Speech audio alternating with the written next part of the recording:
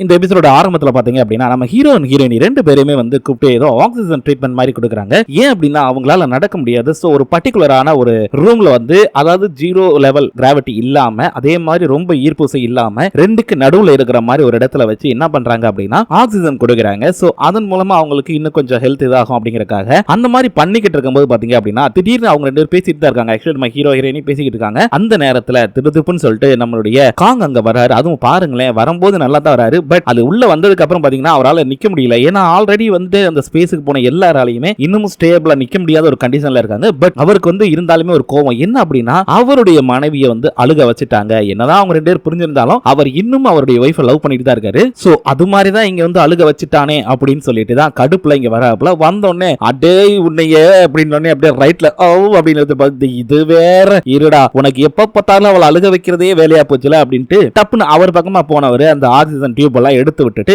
ஏன்டா டேய் உனக்கு எதுக்குடா ஆக்சிஜன், நீ எல்லாம் உயிரோட இருந்து என்னடா பண்ண போற, அடுத்தவங்களை கஷ்டப்படுத்தி பாக்குறதே உனக்கு வேலையா போச்சுல அப்படின்னு சத்தம் போட்டுட்டு அடிக்கிறதுக்காக அடிச்சுக்கிட்டு இருக்காரு. பட் என்னன்னா அவரால் முடியல. ஆக்சுவலி வந்து ஒரு அடி அடிக்கிறாரு. பட் அங்கிட்டு போய் விழுகிறாரு, இவரும் கீழே விழுகிறாரு. இப்ப இவராலையும் எந்திரிக்க முடியல, எடுத்து அடிக்கவும் முடியல. அதே நேரத்தில் அவர் என்ன பண்றாரு, எந்திரிச்சு வந்து ஆட இருடா வரணும் இந்த கிராவிட்டி வேற எவ்வளவு தைரியம் தான் நீ எப்ப பார்த்தாலும் அவளை அழுக வச்சுட்டே இருப்பேன், உனக்கெல்லாம் மனசாச்சே இல்லையாடா, ஏன்டா ஒரு ஃபீலிங் இல்லாத மாதிரி மரம் மாதிரி நடந்துட்டு இருக்க நீ அப்படி இப்படின்னு சொல்லி பயங்கரமா சத்தம் போட்டு அடிச்சுக்கிட்டு இருக்காரு. பட் அவரால் முடியல. அந்த கிராவிட்டி இல்லாம அவர் கீழே விழுக பாக்குறாரு. இருந்தாலுமே அவர் முயற்சி பண்ணி பண்ணி பண்ணி திரும்ப திரும்ப அடிச்சுக்கிட்டே இருக்காரு. ஒரு ஸ்டேஜ்ல நம்ம ஹீரோக்கு ரத்தமே வந்துச்சு வாயில இருந்து. இதை பாக்குற ஹீரோயினால ஒண்ணுமே பண்ண முடியல. இப்ப அங்க இருந்தாங்க ஜீரோ கிராவிட்டி இருந்தாங்கன்னா பண்ணிருக்கலாம். பட் அவங்களுமே இப்ப வந்து அந்த தெம்பு இல்லாம தானே இருக்காங்க, ஒரு ஸ்டேபிள் இல்லாம தான் இருக்காங்க. சோ அவங்களால ஒண்ணும் பண்ண முடியல.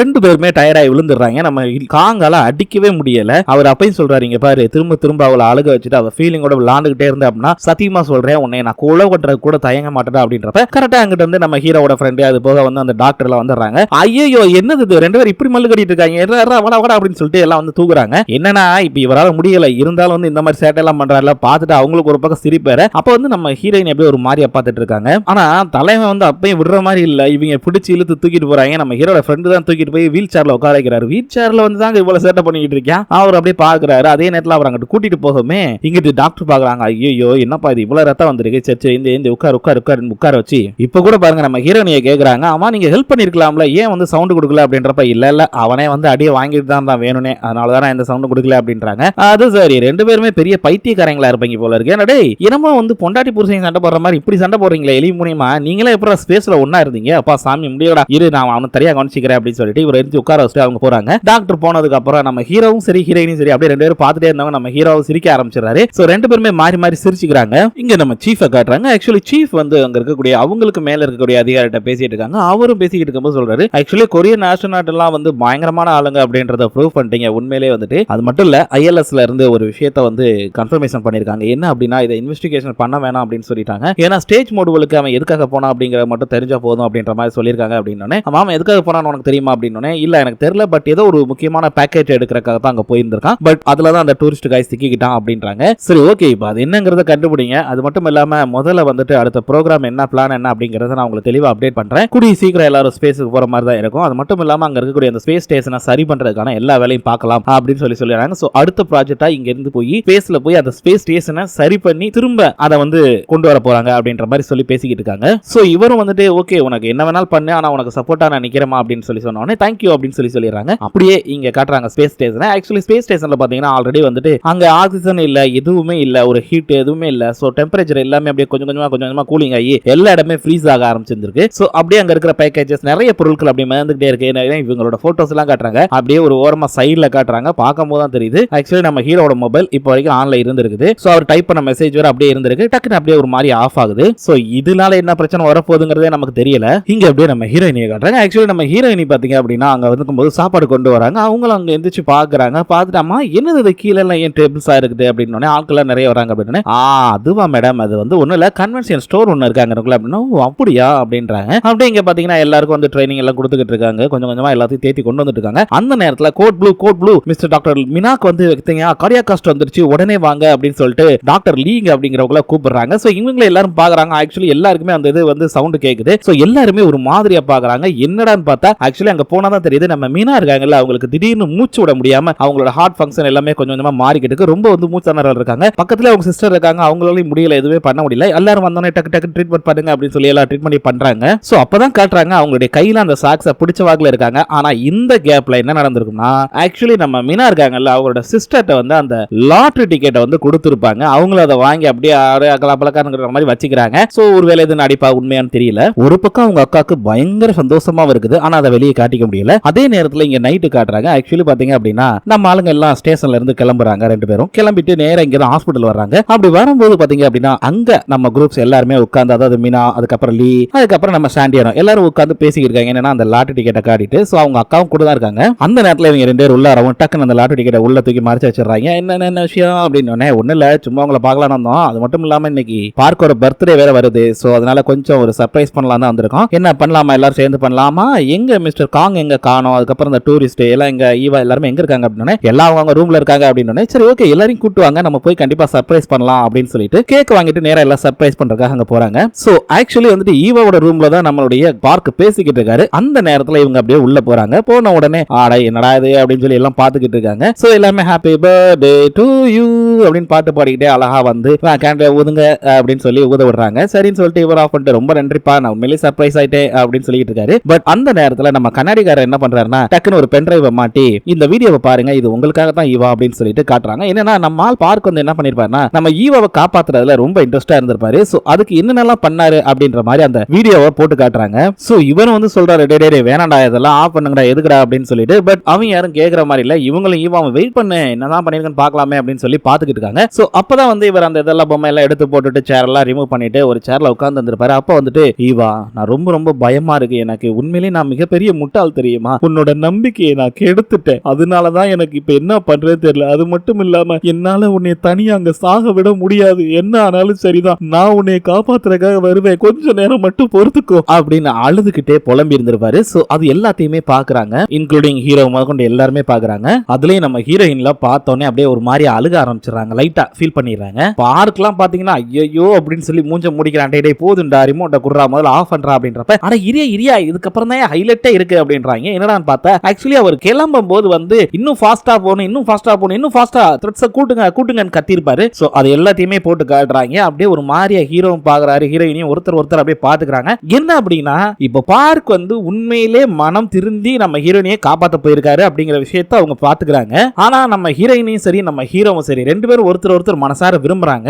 பட் இவரும் வந்து விரும்புறாரு என்னதான் நடக்க போகுதுங்கிறதையும் பார்க்கலாமே போக நம்ம ஹீரோ பார்த்தவரு அப்படியே ஒரு மாதிரியா ஃபீல் ஆயிட்டு ஐயோ போச்சுடா இவன் பெர்ஃபார்மன்ஸை கூட்டிட்டான்டா இனி ஒன்னும் பண்ண முடியாதடா அப்படின்னு சொல்லிட்டு அவர் என்ன பண்றாருன்னா அப்படியே மெதுவா அங்க இருந்து அப்படியே கிளம்புறாரு. ஒரு மாதிரி சோகத்தோடயே போறாருல. அப்படியே ஒரு சோகமா அவருடைய ரூமுக்கு போகும்போது அங்க ரூம்ல தான் பாக்குறாங்க ஆக்சுவலி நம்ம சேர்மனுடைய மருமகள் நிக்கிறாங்க. சோ அவரை பார்த்தோன்னே ஹலோ டாக்டர் நீங்களா அப்படின்னு ரெண்டு பேரும் மாறி இது பண்ணிக்கிறாங்க. அவங்க வந்தோடனே டக்குன்னு ரொம்ப ரொம்ப நன்றி மிஸ்டர் ரியான் ஏன் அப்படின்னா நீங்க செஞ்ச எல்லாத்துக்குமே நன்றி நீங்க இல்லைன்னா இன்னைக்கு இந்த விஷயம் நடந்திருக்காது அப்படின்னு பரவாயில்ல இருக்கட்டும் நான் போன வேலையை என்னோட வேலையை தானே பார்த்தேன் அப்படின்ற மாதிரி இவர் சொல்றாப்ல. அவங்களும் வந்து அழகா அப்படி சேர்ல வந்து வச்சு தள்ளிட்டு வந்து பெட்ல வந்து உட்கார வைக்கிறாங்க. அவர் அப்படியே உட்கார்ந்து நல்லா பேசிக்கிட்டு இருக்காங்க ரெண்டு பேரும். ஆக்சுவலி உண்மையிலே சொல்றேன் சத்தியமா என்னோட லைஃப் இந்த உலகத்துல மொத்தமா முடிஞ்சு போச்சுன்னு தான் நான் நினைச்சேன். ஆனா நீங்க அங்க இருந்துகிட்டே என்னோட வாழ்க்கையை இங்க காப்பாத்திருக்கீங்க. உங்களை மாதிரி ஒரு ஆளை நம்மளால பார்க்கவே முடியாது. இனிமே இந்த உலகத்துல யாருமே அப்படி இருக்கவே மாட்டாங்க அப்படின்னு நம்ம ஹீரோவை பத்தி கொஞ்சம் புகழ்ந்து ஆஹா ஓகன் பேசுறாங்க. இவரும் போது ரொம்ப புகழாதீங்க அது வேற தலைக்கையாரே அப்படின்றாரு அப்படின்னு ரெண்டு பேரும் சிரிச்சுக்கிறாங்க. இவரும் ஆக்சுவலி நான் உங்கள்கிட்ட ஒன்னு கேட்கிறேன் நான் ஒரு உண்மையிலேயே ரொம்ப டீசென்டான காய் நினைக்கிறீங்களா நீங்க அப்படின்னு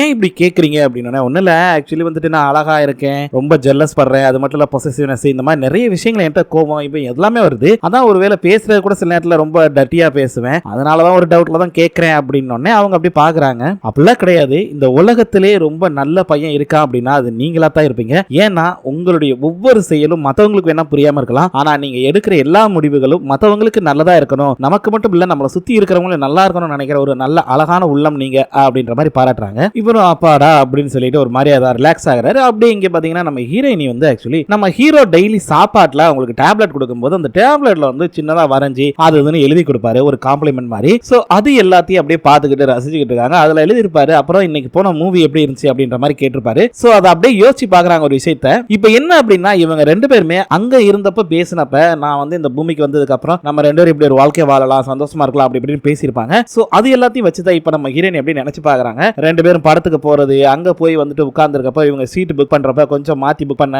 நடுவில் ஒருத்தர் வந்து சிக்க அவன் என்னடா போர் நாளுக இவங்க ரெண்டு பேரும் பாப்கார்னை வச்சுக்கிட்டு ஐயோ முடியலையே அப்படின்ற மாதிரி உட்கார்ந்து இருக்க ஹீரோயின் ஒரு பக்கம் ஆளுக இந்த மாதிரி விஷயங்கள்லாம் நினைச்சு பாக்குறாங்க. அதுக்கப்புறம் அதுக்கப்புறம் அப்படியே ரெண்டு பேரும் வெளியே போனது, படத்தை முடிச்சுட்டு அப்படியே வெளியே போய் ஊர் சுத்தினாக்ல நிறைய போட்டோஸ் இந்த மாதிரி எடுப்போம்ல, சோ அந்த மாதிரி விஷயத்தை யோசிச்சு பாக்குறாங்க. அப்படியே ரெண்டு பேரும் ஹோட்டலுக்கு வந்து எல்லாம் கையெழுத்து போட்டு புக் பண்ணி நின்னு வெயிட் பண்ணி சாப்பாடு சாப்பிட்டுட்டு போறாங்க. அதையும் வந்து யோசிச்சு பாக்குறாங்க. நல்லா பாத்துக்கோங்க, இது எல்லாமே நம்ம ஹீரோயினுடைய கற்பனை. எல்லாத்தையும் முடிச்சுட்டு ஹேர் சலூனுக்கு போனா அங்க ரெண்டு பேரும் வந்து இங்கி பிங்கி பாங்கி போட்டு பார்த்து கடைசியில் நம்ம ஹீரோ சிக்கிறாரு. அவருக்கு ஹேர் ஸ்டைல் எல்லாம் பண்றாங்க. சோ இப்படி ரெண்டு பேரும் அவங்களுடைய சந்தோஷமான அந்த வாழ்க்கையை வாழ நினைச்சதை நம்ம ஹீரோயினை நினைச்சு பாக்குறாங்க. நம்ம இப்படி எல்லாம் இருக்க நினைச்சோம், அது மாதிரி எல்லாம் இனிமே இருக்க போறோம் அப்படின்றது. இப்ப என்னதான் வந்துட்டு நம்மளுடைய பார்க்கு காப்பாத்துறதுக்கு அது இதுன்னு சொல்லிட்டு வந்தாலுமே வெறுத்தது அப்படின்ற மாதிரி நம்ம ஹீரோயின் இருக்காங்க. நம்ம ஹீரோடைய மனசு ஃபுல்லாவே வந்து நம்ம ஹீரோ மட்டும் தான் இருக்காரு. அப்படிங்க நம்ம ஹீரோவை காட்டுறாங்க. ஆக்சுவலி நம்ம ஹீரோ வந்து படுத்துக்கிட்டு இருக்கும்போது அங்க டோரை தட்டுற சவுண்டுக்கு யாராவது அப்படின்னு பார்த்தா நம்ம ஹீரோயினி தான் வர்றாங்க. இவர் அப்படியே ஒரு மாதிரியா அவங்கள பார்த்த உடனே மூஞ்ச திருப்பிக்கிற மாதிரி திருப்பிக்கிறாங்க. பக்கத்துல இருந்தவங்க என்ன சாப்பாடெல்லாம் அப்படியே இருக்கு, சாப்பிடவே இல்லையா அப்படின்னு அவர் எதுவுமே பதில் சொல்லல. என்ன மிஸ்டர் யான் அப்படின்னு ஒரு பதில் இல்ல. மிஸ்டர் காங் அப்படின்றாங்க. ஓகே மிஸ்டர் டூரிஸ்ட் என்னதான் ஆச்சு அப்படின்னு அதுக்கு பதில் இல்ல. என்னையா ஆச்சு அப்படின்றாங்க. டக்குன்னு இல்ல எனக்கு பசிக்கல அதனால நான் சாப்பிடல அப்படின்ற மாதிரி மட்டும் சொல்லிக்கிறாங்க. அப்படியா கீழே கன்வென்ஷன் ஸ்டோர் போலான்னு இருக்கேன் அப்படின்னு அப்படி திரும்பி பாக்குறாரு. இதை வந்துட்டேன் அப்படின்ற மாதிரி ரெண்டு பேரும் சேர்ந்து தான் போறாங்க. அங்க பாத்தீங்கன்னா ரோட்ல போய் நின்றுட்டு அப்படியே நம்ம ஹீரோ பாக்குறாரு. அப்பாடா இப்பதான் இந்த இயற்கை காத்த வாங்கும் போது அவ்வளவு சூப்பரா இருக்கு அப்படின்றாரு. ரெண்டு பேரும் வந்து அப்படியே நின்றுட்டே இருக்கும்போது பாத்தீங்கன்னா சிக்னல் விழுகுது. சரின்னு சொல்லிட்டு ரெண்டு பேரும் அப்படி ரோட கிராஸ் பண்ணி அழகா போறாங்க. அங்கெல்லாம் செகண்ட் தானே கணக்கு. சோ ரெண்டு பேரும் கிராஸ் பண்ணி போய் அங்க உட்கார்ந்து சாப்பிட்டா உட்கார்ந்துருக்காங்க. ஏன்னா அந்த ராமன் இருக்குல்ல, ராமன் வாங்கி வச்சு உட்கார்ந்துருக்காங்க. நம்ம ஹீரோவை கேட்கிறாரு, ஆமா எல்லாத்தையும் போட்டுட்டியா, ஆக்சுவலி இன்னும் கொஞ்சம் தண்ணி ஊத்திருக்கலாம்ல அப்படின்னு. இங்க பாரு வேணுங்கிற அளவு தண்ணி வேணுங்கிற அளவு கண்டென்ட் எல்லாம் போட்டிருக்கேன், நல்லா இருக்கும், பேசாம சாப்பிடு அப்படின்ற மாதிரி சொல்றாங்க. அதுக்கு இல்ல ஈவா, ஆக்சுவலி வந்துட்டு இதுல நீ சால்ட் அதிகமா சேர்த்தனா உன்னோட பிளட் பிரஷர் அதிகமாம்ல, அதுக்காக சொன்னேன் அப்படின்னு. அப்படிலாம் ஒண்ணு இல்லையே, இதுதான் டேஸ்டியா இருக்கும் அப்படின்ற மாதிரி அவங்க சொல்லிக்கிட்டு இருக்காங்க. இப்போ ரெண்டு பேருமே அந்த நூடுல்ஸ் எல்லாம் எடுத்து சாப்பிட ஆரம்பிக்காங்க. ராமன்ஸ் ஓகேவா சாப்பிட்டுக்கிட்டு இருக்கும்போது எல்லாம் ஃபர்ஸ்ட் வாய் எடுத்து வச்சேன்னா அப்பாடா உயிரோட இருக்கிற காரணம் என்னன்னு எனக்கு இப்பதான் புரியுது, உண்மையிலேயே இதை டேஸ்ட் பண்ணாம போயிருவேன்னு ரொம்ப வருத்தப்பட்டேன் அப்படின்னு சொல்லிட்டு ரெண்டு பேரும் அப்படியே அந்த டேஸ்ட்டை ரசிக்கிறாங்க. பார்த்தா கடைசியில் எல்லாத்தையும் சாப்பிட்டு முடிச்சிட்டாங்க. இப்போ நமக்குலாம் உடம்பு சரியில்லை அப்படின்னா திடீர்னு காரமாவோ இல்லை ஏதாவது எடுத்துக்கிட்டா அந்த காய்ச்சலா இருக்கிறப்ப ஏதாவது ஒன்று இருக்கிறத மூக்கு வழியா வந்து தண்ணி இதாக ஆரம்பிக்கும். ஸோ அது மாதிரி இவங்களுக்கு வருது. நம்ம ஹீரோயினையும் நம்ம ஹீரோக்கு எடுத்து கொடுக்குறாங்க, இந்த தொடச்சுக்கோ அப்படின்னு. ஆமால ரொம்ப காரமா இருந்துச்சா நான் அதனாலதான் இந்த மாதிரி இருக்கா அப்படின்ற மாதிரி ரெண்டு பேரும் பேசிக்கிட்டு இருக்காங்க. சரி நீங்களே சொல்லுங்க, நமக்கு உடம்பு சரியில்லாம இருக்கிறப்ப உப்பு சப்பு இல்லாம சாப்பிட்டு இருப்போம், திடீர்னு உப்பு புளி காரம் எல்லாமே சேர்த்து சாப்பிட்றப்ப அது ஒரு டேஸ்ட் இருக்கு பாத்தீங்களா, தேவாமிரத்துக்கு ஈக்குவலா இருக்கும். அது மாதிரி தான் எங்க ரெண்டு பேரும் ஃபீல் பண்றாங்க. நம்ம ஹீரோ அப்பாடா உண்மையிலே சொல்றேன் இப்பதான் நான் ரொம்ப ரொம்ப ஹாப்பியா இருக்கேன் அப்படின்றாரு. இப்போ இங்க ஒரு உண்மையை நம்ம ஹீரோயினி கேக்குறாங்க. ஆக்சுவலி வந்துட்டு உன்னுடைய பேரண்ட்ஸ் எல்லாம் என்னை ஏத்துக்குவாங்களா, ஹாப்பியா இருப்பாங்களா அப்படின்னு கேட்டோன்னே எதுக்காக கேட்கிற அப்படின்னு. இல்ல ஆக்சுவலி நம்ம ரெண்டு பேருக்குள்ள செக்ஸ்னு ஒரு விஷயம் நடந்தது ஞாபகம் இருக்கா அப்படின்னு அவர் அப்படியே திரு முடிக்கிறாரு. என்னடா அப்படின்னு. ஒண்ணு இல்லையே அப்படின்றாரு. ஆமாடா நம்ம ஸ்பேஸ்ல இருந்தப்போ நம்ம ரெண்டு பேருக்குள்ள உடல் ரீதியாவும் மன ரீதியாவும் நம்ம ரெண்டு பேரும் ஒண்ணு சேர்ந்தோம், செக்ஸும் வச்சுக்கிட்டோம், இது ஞாபகம் இருக்கா அப்படின்னு. ஞாபகம் இருக்கு அப்படின்றாரு.